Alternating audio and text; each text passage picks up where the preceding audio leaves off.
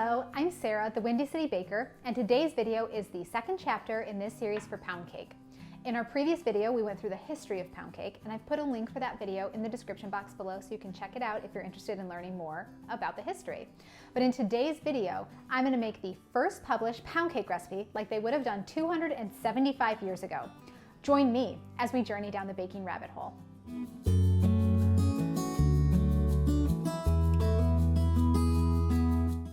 The first published pound cake recipe was in The Art of Cookery, Made Plain and Easy, an English cookbook that was published in 1747.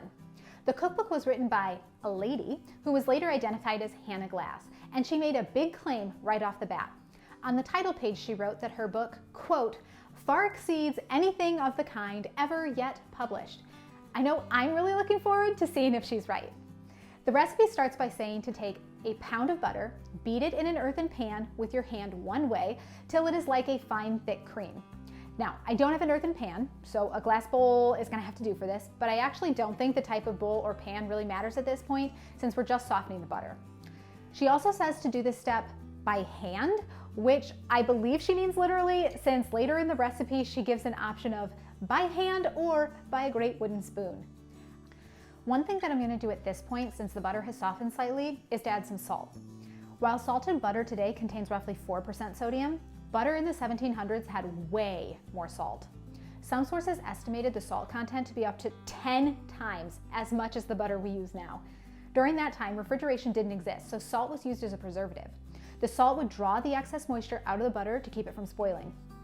But before people used the butter, they would remove any of the excess salt from the outside, but the salty flavor would stay. Now I'm using 2.5 tablespoons of salt, which is equivalent to 10% sodium, but this is still likely less than the salted butter in the 1700s. This looks like a thick cream. So next she tells us to have ready 12 eggs, but half the whites, meaning I think 6 whole eggs and 6 egg yolks, and beat them well and beat them up with the butter. It sounds like I'm supposed to still use my hands, so let's keep going. Now we need to beat in a pound of flour.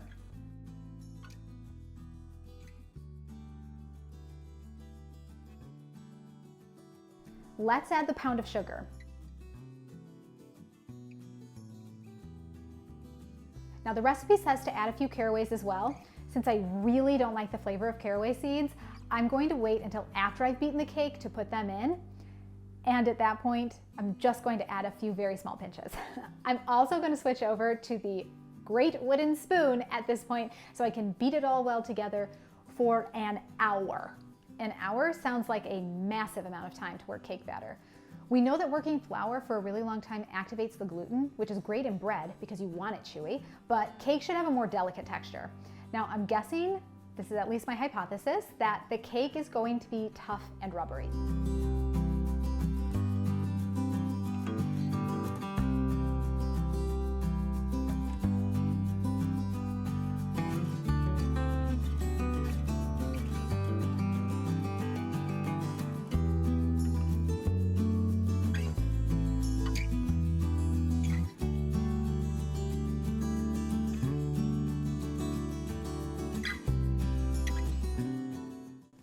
Last part of the recipe now.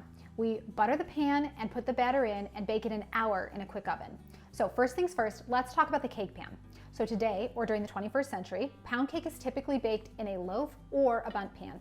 But since the loaf pan wasn't invented until 1897 and the bundt pan wasn't invented until 1950, I'm choosing to use a plain round cake pan. They likely had something similar to this in their kitchens in the 1700s.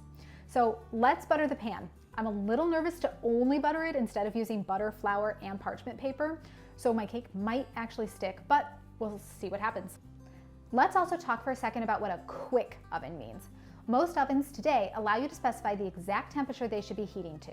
In the 1700s though, oven thermostats hadn't been invented yet, so estimates were used to help people know how hot their oven should be. A quick or fast oven is estimated to be roughly equivalent to 450 to 500 degrees Fahrenheit, or 230 to 260 degrees Celsius. Now, this is a really hot oven. So I'm putting my pound cake into the oven that's been preheated to 450, so a little on the lower side. And I'm gonna keep my eye on it so it doesn't burn since it's at a really high temperature. It's possible and likely that it will be done sooner than an hour.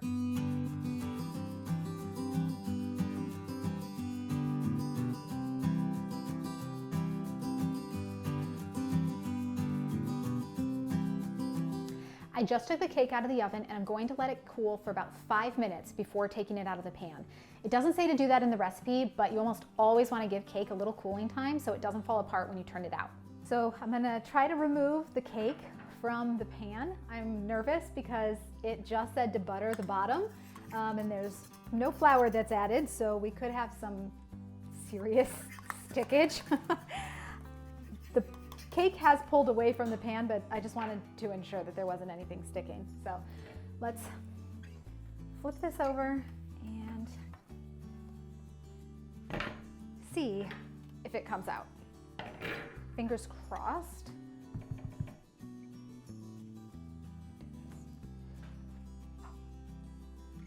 Look at that, it came out. Okay.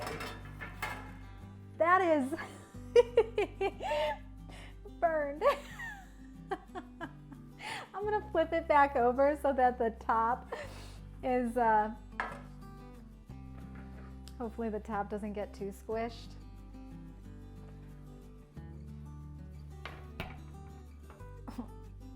Well, got a little squished.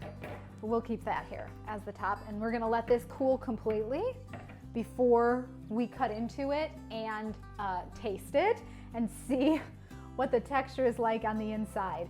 Obviously, on the outside, we've definitely got some dark brown and black that we're seeing. So we'll give it a taste, see what it's like. So I let the cake cool completely, and this is what it looks like. We'll take a look at the outside first, and then I'll cut into it so you can see the inside.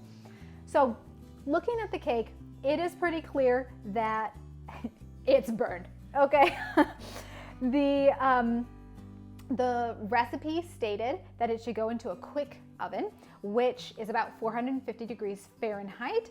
However, because they didn't really have temperatures back then and everything was more of an estimate, clearly a quick oven was not the correct temperature to bake at. So I started it at 450, and after about 20 minutes, I smelled it as it was baking, and it smelled pretty good. So I went over to the oven to look at it and see how it was doing, and it had already started to get really dark. It wasn't burned at this point, but it was a very dark brown already. So I immediately dropped the temperature and started trying to bake it at a lower temperature so the inside, the middle, would cook without the outside getting too dark.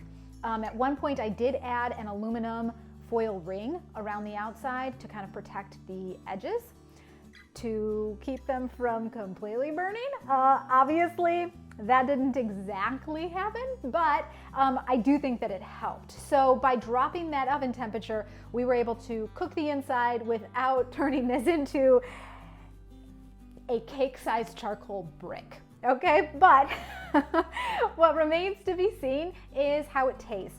Now, a couple things to note. Let me pick this up so that you can kind of see it. Whoops, well, crumbs everywhere. Not surprising since it is baked. One of the things that we see on the top of this pound cake, which is very consistent across most pound cakes, is this crack along the top. Now, when I was baking this one, the crust formed, well, definitely by 20 minutes. And remember, this was supposed to cook for 1 hour at 450 degrees. So by 20 minutes, it had already formed a very solid crust. And as it was baking, the middle kind of ring was puffing up, so there was a dome, and that part was starting to separate. It wasn't until I had already dropped the temperature and poked it a few times to see whether the inside had been cooked that we saw the crack. So it is possible that the crack formed because I poked it with a toothpick. It's also possible that it's that typical pound cake you know, kind of look where the crust forms and then the middle starts to bake and the inside does puff up. I'm not sure which, but there were clearly some baking technical difficulties as we were going through this. So let's just keep in mind how important a recipe is to getting things coming out the way you intended. Let's cut into this and see what the inside of this cake looks like, because I am very curious to see. Oh my gosh. Wow, that crust is thick. I'm gonna cut a fairly thick slice so that I can get a good section of the inside. I feel like this is like a deep dish pizza here.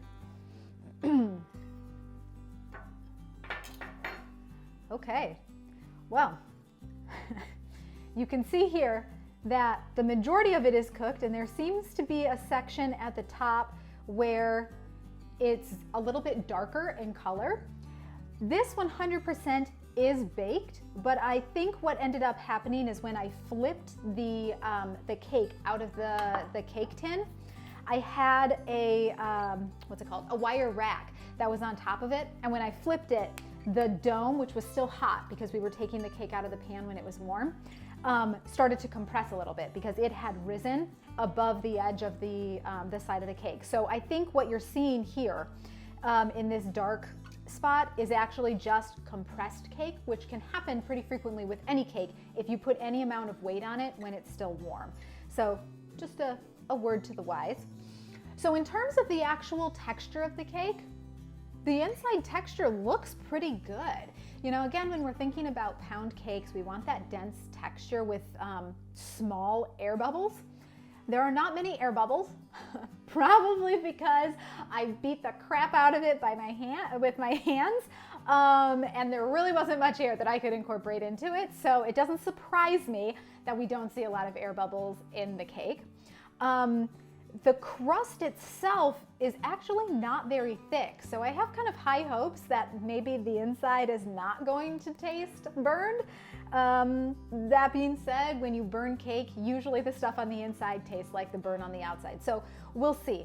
In terms of the actual kind of like height of the cake, you can see that it did rise a fair amount from where it started. So there had to have been at least some leavening that I worked into the batter when I was beating it for an hour, which let it increase in height where it was in the middle and it domed. I'm actually really surprised by what this looks like and kind of pleased. So let's taste it. It's definitely a little bit greasy on the bottom, but that is likely because I added a lot of butter to the pan to make sure that I could get this cake out of the pan. I'm gonna go for a bite that's right in the middle and not part of the gummy portion where I compressed it either. Let's see, give it the best chance here.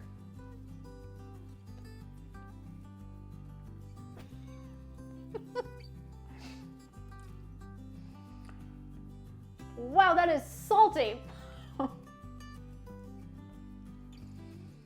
This definitely doesn't taste like cake.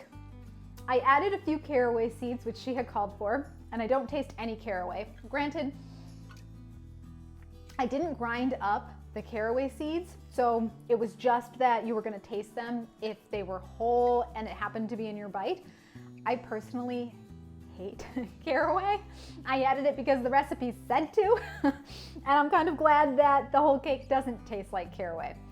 That being said, this cake is definitely salty for today's standards.